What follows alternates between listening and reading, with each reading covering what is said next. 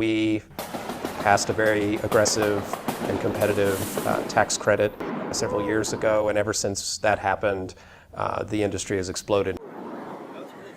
Even though things are still being cast and produced out of New York and LA, a lot of the filming and production is actually taking place in Atlanta due to tax breaks. With the film incentive, it is about constantly attracting more and more people are trained at the craft positions, and more auxiliary businesses derive their day-to-day living out of supplying the needs of the industry to be able to make that film. We've had a couple of waves of activity of Hollywood films coming to Atlanta, but the recent wave has been much larger and more sustained, where we actually normally have 5 to 10 features shooting in Atlanta simultaneously, and this has been normal for 3 or 4 years now. Of course, the goal here in Georgia is to generate an increase in infrastructure that becomes more permanent. So you set up film studios, you set up a whole lot of infrastructure that becomes embedded then into a kind of indigenous film industry.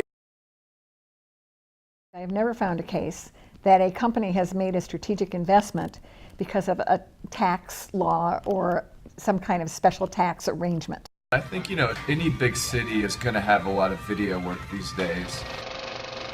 Hi, my name is Gabriel Pressman, and I was born and raised in Atlanta, Georgia. Atlanta is known for many things. We're home to 17 Fortune 500 companies, including Coca-Cola, Delta Airlines, and Home Depot.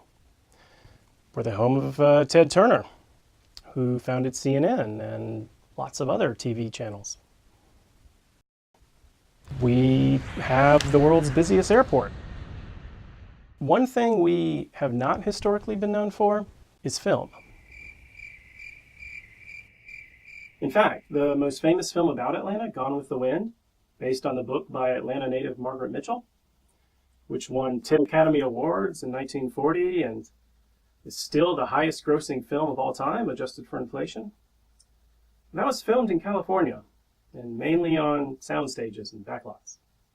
But recently, here in Georgia, things have started to change, with the introduction of a new law by the state government that is changing the way the film industry does business, not only in Georgia, but in the rest of the world. The law is the 2008 Entertainment Industry Investment Act. Here are some of the key benefits and criteria a production would have to meet to qualify for the act. Feature films, television series, commercials, music videos, animation, and game development can all qualify. There's a 20% base credit. The credit is transferable, which means that any credits received in excess of the production's tax liability can be resold to any other entity that does have a tax liability. There is no cap or maximum on the amount a production can spend to qualify for the tax credits. Once qualifying for the base credit, a production has the opportunity to qualify for an additional 10% non-transferable credit for including the state of Georgia logo in their production and on their website. The $500,000 minimum can be achieved by a single project or multiple projects by the same studio in a single tax year. The act is not set up to automatically expire. There is no sunset clause. The credits apply equally to Georgia and non-Georgia residents during the time they work in the state.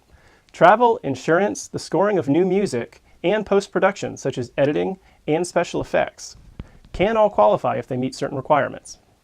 And finally, development costs, promotions, marketing, license fees, and story rights fees are not included in the credits. In this film, we're going to take a critical look at what has happened in Georgia over the last few years. Our goal is to get a better understanding of what the economic impacts have and have not been as a result of that law. We're also going to take a look at other states that have tried similar measures with varying success. Our journey will take us to 2 universities, a production studio, a film festival, the headquarters for Turner Entertainment, and the state's Department of Economic Development. We will hear firsthand from those who have studied, fought for, or been personally affected by this issue. To understand the issue better, I spoke with 2 economists who studied the law and came to very different conclusions. An activist who has fought for years to make Georgia a world-class destination for film production, an actress who has moved to Atlanta from New York to help her career, a freelance editor from Austin, Texas, a director who has worked in Atlanta for almost 3 decades and has seen the changes that have taken place, and 2 men who work for the film and digital entertainment departments of the state and are tasked with overseeing the implementation of the law. But perhaps I'm getting a little ahead of myself. Before we meet these people, a little background on the way the film industry used to be.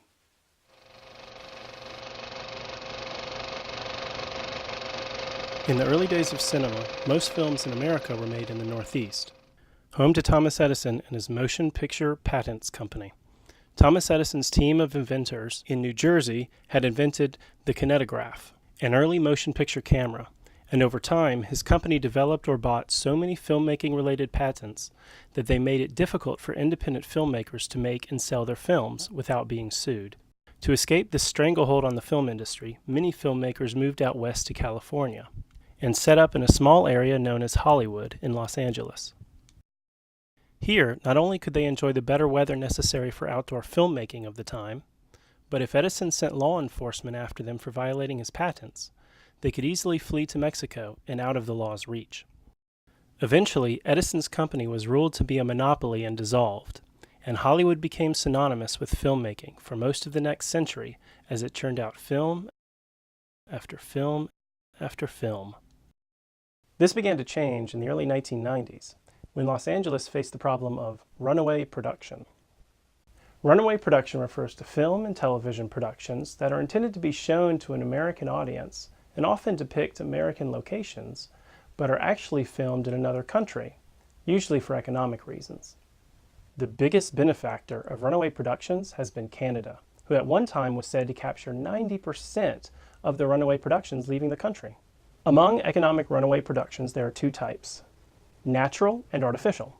Natural runaway productions occur when a country experiences unintended economic advantages, cheap labor or weak dollar, for instance, while artificial refers to actions taken by a country to attract films, such as subsidies, tax credits, and other incentives. For example, Canada first benefited in the early 90s from natural economic runaway, resulting from a weak Canadian dollar, and then used artificial incentives to lure more productions through the introduction of the Production Services Tax Credit Program in 1997. Soon after, other states besides California, afraid of losing the few productions they did have, and seeing a possible opportunity to duplicate the success of Canada, began introducing their own film incentives. Right near Rush Head, we dove opposite ways into the high growth, but they'd already spotted us, and they had something high velocity, boom, blow apart this tree between us. I mean, it was on.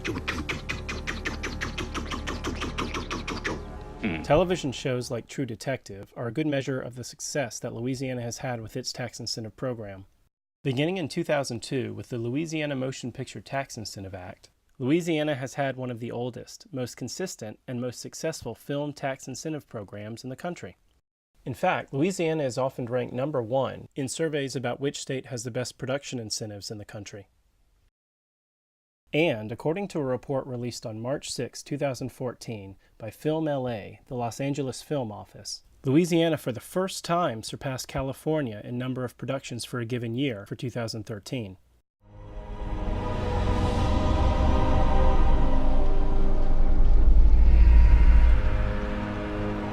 Take off your blinders, brothers and sisters. The real enemy is out there. I feel their guns moving on the water. Their metal targeting us. Americans, Soviets, humans. From Jekyll Island to the North Georgia mountains, the dense forests to the skyscrapers of Atlanta, even the Georgia swamps, Georgia has some of the most diverse landscapes in the country. Go ahead, Charles. Tell me I'm wrong. While the cityscapes and beauty of Atlanta continue to attract productions, other cities and towns throughout Georgia, such as Savannah, are benefiting from previously unheard of attention and economic activity from the new productions. In many cases, this has led to a new industry of film tourism. This occurs when people visit a location just to see where a film was shot. It was reported that a year after the release of the movie Midnight in the Garden of Good and Evil, visits to Savannah went up 40%. Perhaps it is these natural advantages, in combination with the film tax credits, that are the reasons that one of the other states consistently ranking high in the lists of surveys of best places to film in the United States is Georgia. In fact, Georgia is currently ranked number 3 in number of productions filmed in the United States. Even many of the most ardent opponents of the act now admit that it did lead to increased productions in the state. This chart was put together with data compiled from a 2011 study by the accounting firm Ernst & Young. It measures the total value of qualifying productions in the state of Georgia from the years 2005 to 2010. In 2005, the year of the introduction of the first Entertainment Industry Investment Act, the number of qualifying productions was under 175. By the next year, in 2006, that number had jumped closer to 200.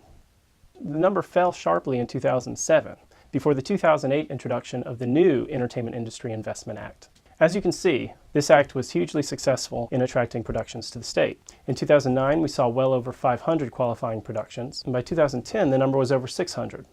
But rather than hear about it from me, I'll let you hear from someone who fought for years to get the law passed, and continues to fight to make Georgia one of the premier destinations for film production in the country.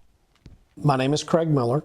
I am the owner and executive producer at Craig Miller Productions and C Pictures. I am also the current co-president of the Georgia Production Partnership, which is the voice of filmmaking in the state of Georgia and is one of the architects of the Entertainment Industry Investment Act, which is the film incentive in the state of Georgia in 2008. And I happen to be president of the organization then as well.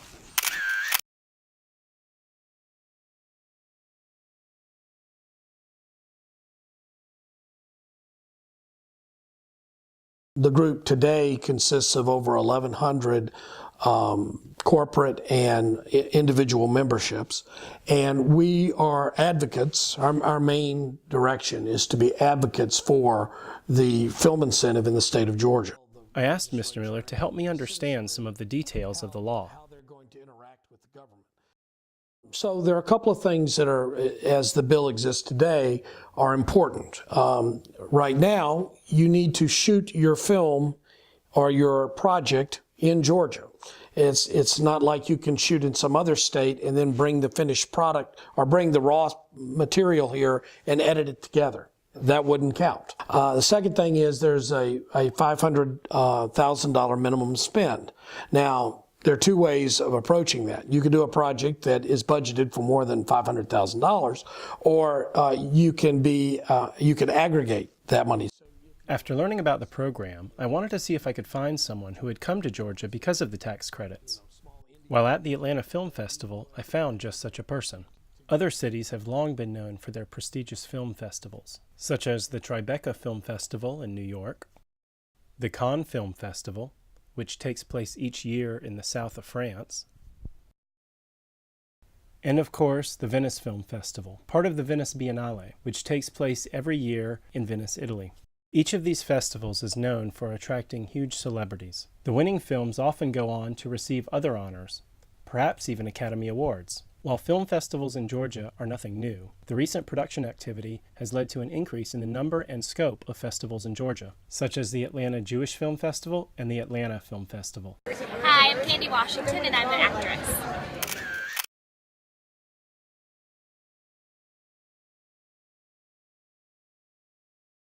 I came to Atlanta because there's so much more opportunity here for film and television than there is in New York and LA when you're up and coming and still trying to establish your name and your brand in the industry.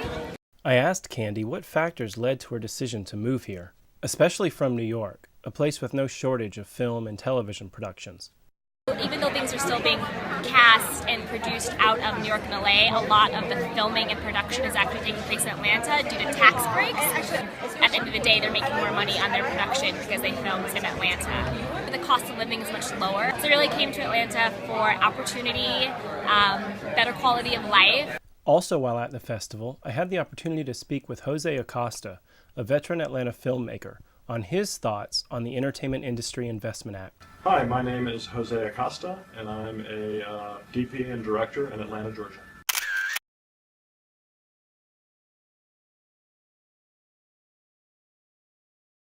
I've been in Atlanta since 1987, so I guess around 27 years. I do a lot of different kinds of work, including corporate videos, commercials, and television and film. And these include ads for Coca-Cola, promos for Cartoon Network, and also a lot of indie films and even some TV programs as well. Yes, there's been a lot of change. When I was at Georgia State from 89 through 91, there was a lot of excitement in Atlanta because the film Glory and the film Driving Miss Daisy were both done or shot largely in Georgia and were both nominated for Academy Awards. And so there was this talk of Atlanta becoming the new Hollywood and being the the second or third largest market in the United States for film production. And so people had a lot of hopes. But it fizzled out rather quickly because productions coming from Hollywood found that they preferred to bring their own crew. They preferred to originate their production in Los Angeles. And really, they were coming here to rent hotel space, use locations, but that was the extent of the collaboration.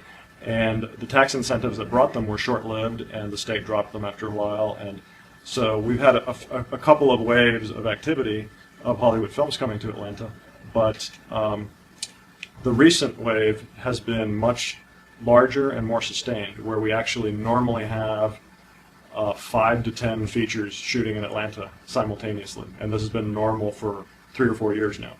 Both of the people I spoke with at the festival seemed pretty enthusiastic about the act. I did meet one person who was unsure about what impacts the act would have. I'm Luke Badillion. I'm a freelance editor based in Austin, Texas, who's looking at Atlanta and New York for some freelance work.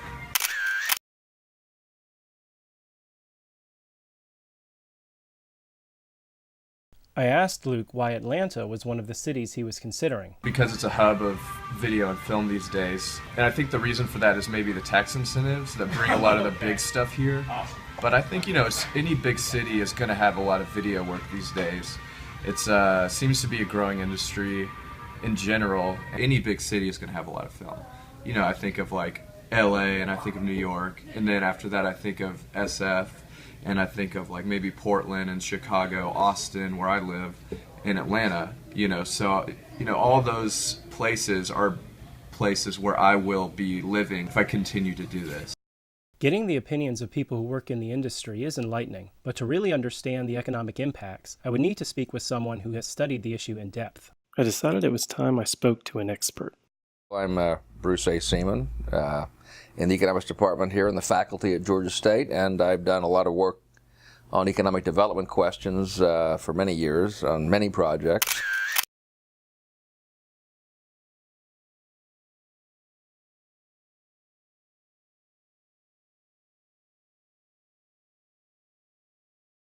And so I was contacted by the Georgia Chamber of Commerce, and they said, I want you to look at some of this material on the film industry. And I've been teaching for quite a while this course on economics of arts, entertainment, and culture, former president of the Association of Cultural Economics International. So I have a lot of background on economics of the entertainment sector. And I've done a lot of work on taxation through the Fiscal Research Center here at Georgia State. I think I found my expert.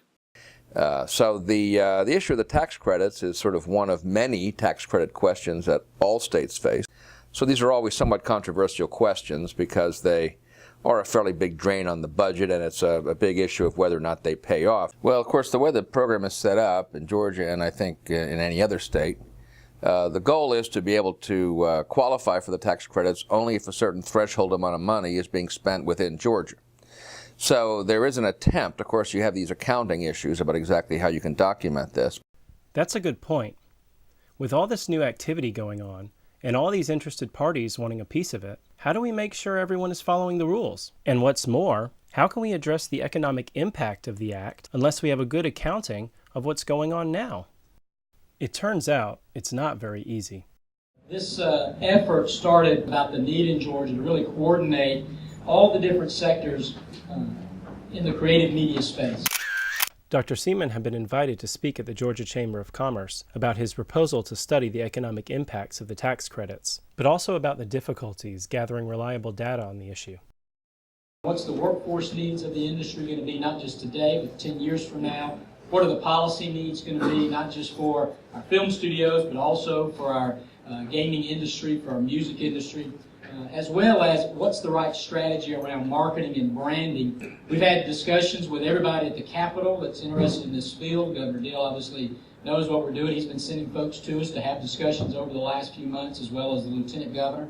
And they're all looking for where we take this. We've talked to folks in the General Assembly that are interested in things like tax incentives every year that we need to get re-upped, and how do we tackle those issues.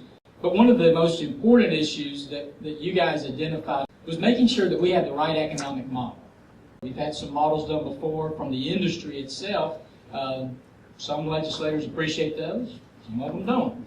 And then we try to have what's the model around digital media, what's the model around gaming, what's the model around the music industry, and we really don't have universally accepted models in those areas.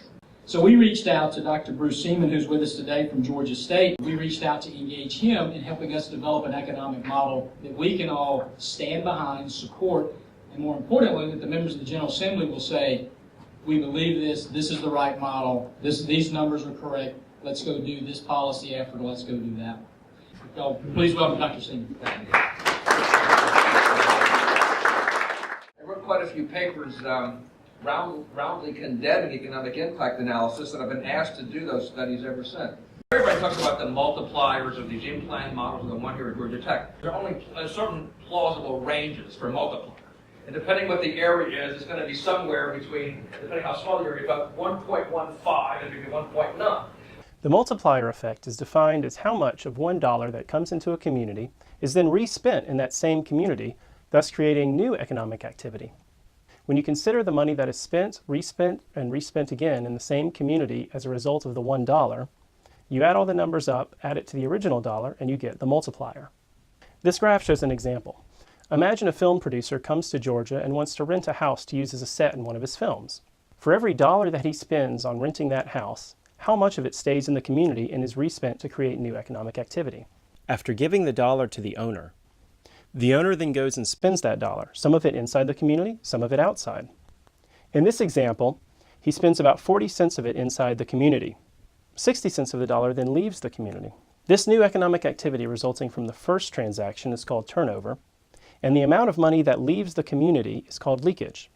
In the second turnover, of the 40 cents that remained in the community, about 16 cents will stay this time. This continues with more turnovers until all the money left in the community is spent. If you add up all the money spent in the community from each transaction and add it to the original dollar, you get your multiplier. In this example, the multiplier is 1.66, meaning that each dollar spent on the rental property actually represents $1.66 of local economic earnings. Anytime, especially that there's economic incentives that require taxpayer money or expenditures from revenues that are not being obtained, it gets controversial politically as well as economically in terms of the study. Part of the job would actually be to just figure out why are these various studies finding such disagreements. Most of you know that this is supposed to sunset also in North Carolina by January 2015, and it's an ongoing issue. And just recently, fascinatingly enough, there was a study done on behalf of the Motion Picture Association of America. They had generated a relatively modest result, but it was fairly carefully done, I have to say, having read so many studies. Sort of a positive $25.3 million a year impact in the state of North Carolina with their entertainment tax credits. One of the things that's fascinating to me is how frequently, almost immediately, whenever a study comes out that defends these tax incentives, somebody will bash them. And it's become almost a mini industry of bashing these studies. Some of it's a bit ideological. There's libertarian groups who have some merits, obviously, but they sort of, attack almost immediately. They're always ready. This was especially fun here in North Carolina because literally, this study comes out end of March, within 4 days. The legislator who had proposed the non-renewal of these tax credits in North Carolina asked the Fiscal Research Division for the state to look this over. They almost immediately condemned this study as having the various flaws identified here, misunderstandings of tax law, invalid assumptions of accounting errors, and the real effect was negative 33.1. So within, less than a week, we had plus results, negative results. Complex issues are involved with timing, 18-month lag, and credits being claimed. We also have this big issue which comes up about the transferability of the credits. We don't know a lot about this, quite frankly. We need more transparency. One of the things that I found immediately trying to track this stuff down was we don't know a lot of what's going on. Who's paying for these credits? Who's getting these credits ultimately? Where are they going? How many of the jobs that are being claimed are really going to Georgians? How many people who are claimed as being employed in Georgia and actually Georgia residents are actually working part of the time outside the state? That's not automatically bad. If we become an export industry, that's what Hollywood was for many years, that's not a bad thing. But we don't even know the answer to some of these basic questions. Despite Dr. Seaman's frustrations with the current lack of available data, It's a pretty safe bet that most of the people in this room are in favor of the tax credits continuing. Not everyone believes that the 2008 Act is so beneficial to Georgia's economy. I had the opportunity to sit down with Dr. Christine Rees, professor of economics at Georgia Tech University. She explained to me why she believes the 2008 Act is not a good deal for Georgia's citizens. My name is Christine Rees. I'm a professor of economics here at Georgia Tech.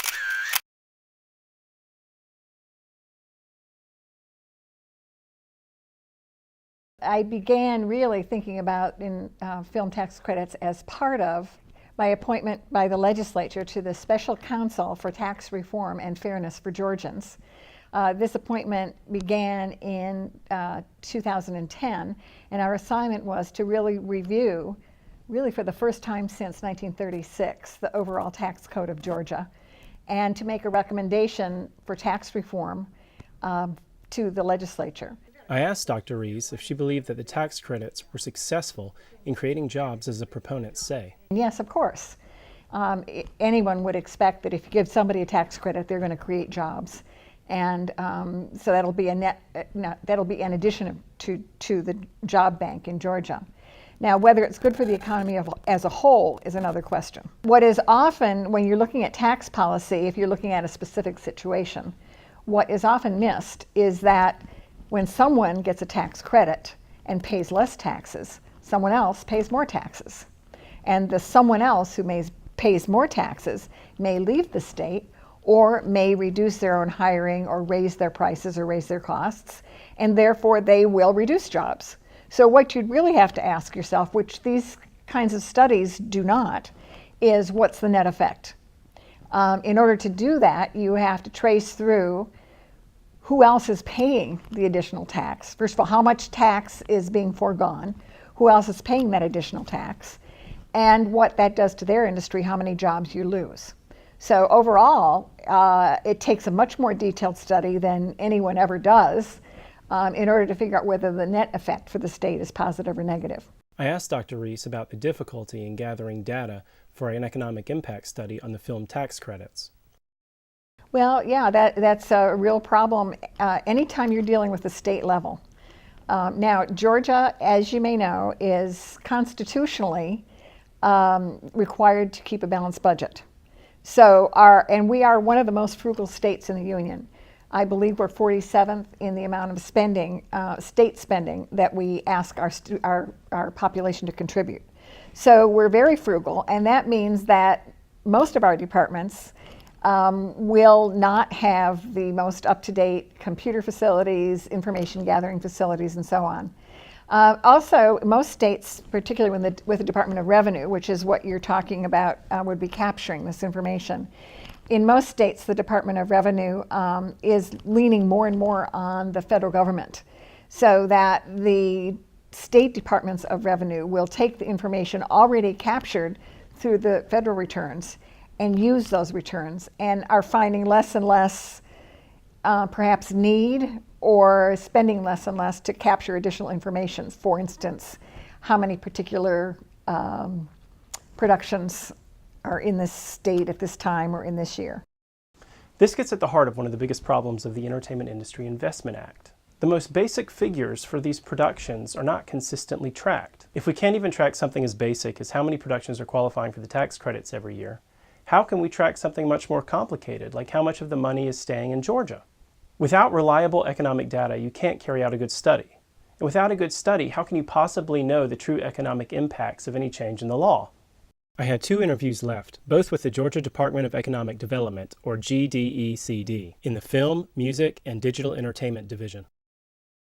Craig Dominy, I'm the Senior Film Location Specialist for the Georgia Film, Music, and Digital Entertainment Office. It's a long title.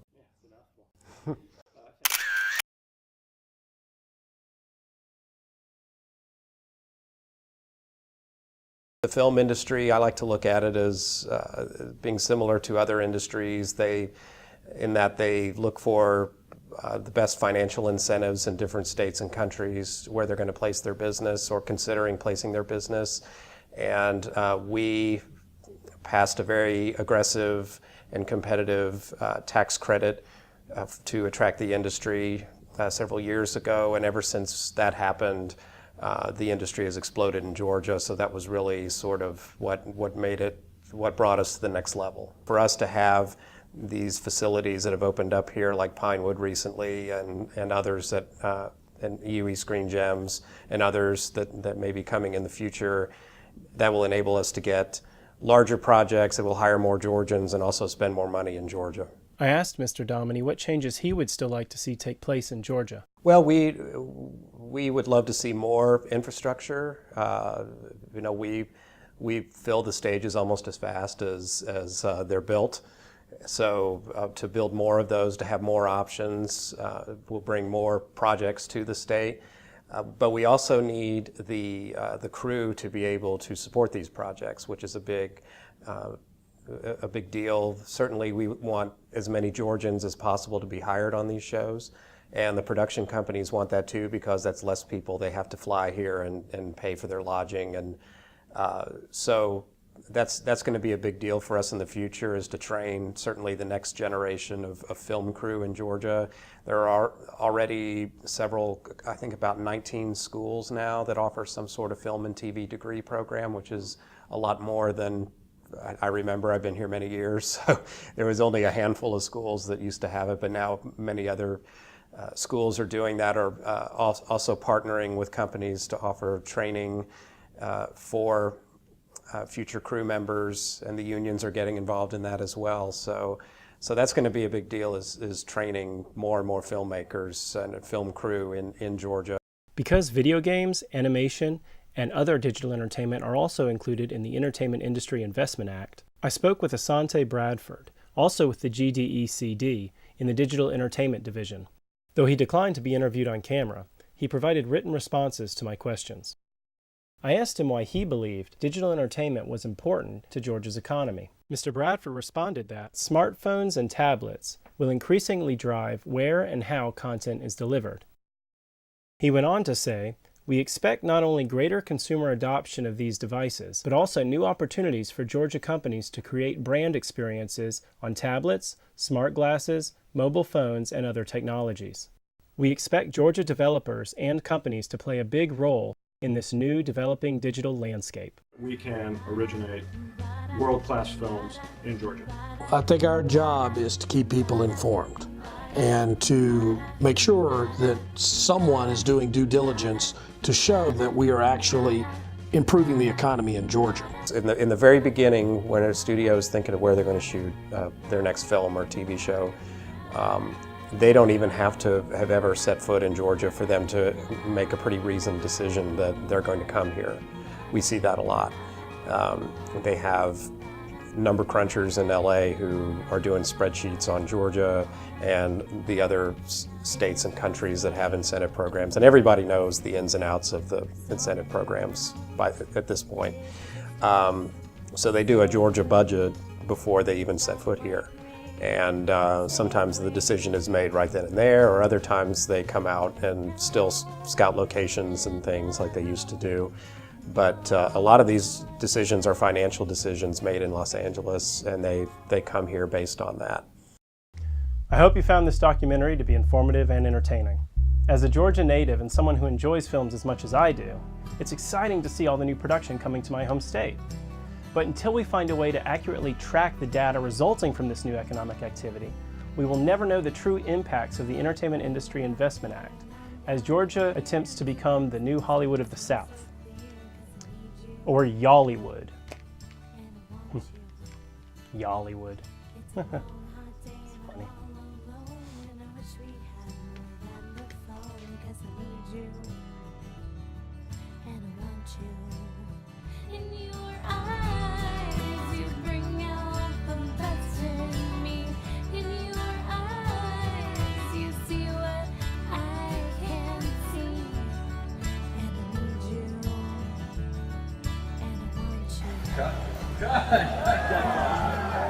Everybody all right? That sure doesn't play around.